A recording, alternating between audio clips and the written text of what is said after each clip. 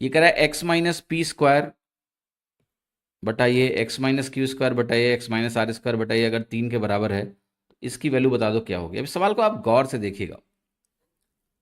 अगर ये 3 के बराबर है, अब ऐसा नहीं है कि आप इसमें एक्स निकालने के करने को कर सकते हो कि आप एलसीएम लो और फिर प्रोडक्ट निकालो, but that will waste lot of time. Simplest तरीका सोचते हैं।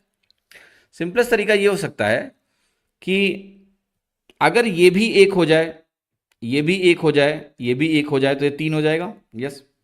अब सोचो कोई एक ऐसी वैल्यू है क्या जो ये कर दे। तो आप कहोगे यस, मान लिया पहला अगर 1 के बराबर हुआ तो एक्स की वैल्यू क्या होगी, P square plus Q square plus are square. अगर एक्स की वैल्यू ये हो जाए तो पहला 1 हो गया, क्या दूसरा भी 1 हो गया। यस, क्योंकि नीचे P square plus are square है। अगर आप रखो तो देखो सेटिस्फाई हो रहा है, ये भी 1 हो गया। यानी आपने एक वैल्यू रख ली और उसके हिसाब से एक वैल्यू निकाली और देखा वो सेटिस्फाई हो रही है, यानी एक्स की वैल्यू यही है।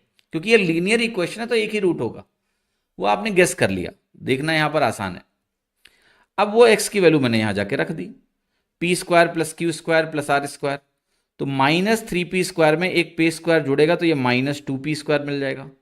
4q² में q स्क्वायर जुड़ेगा तो +5q² आएगा। तो आपका आंसर आ चुका है बी, कि दोनों टर्म यही मैच कर रहे हैं सर बी में, +5q²। थर्ड निकालना निकाल लो, -6r² में एक r² कम हो जाएगा तो ये -5r² आ जाएगा। तो आंसर हो गया आपका B. B is the right answer. D कौन कह रहा है, बी आंसर करेक्ट है।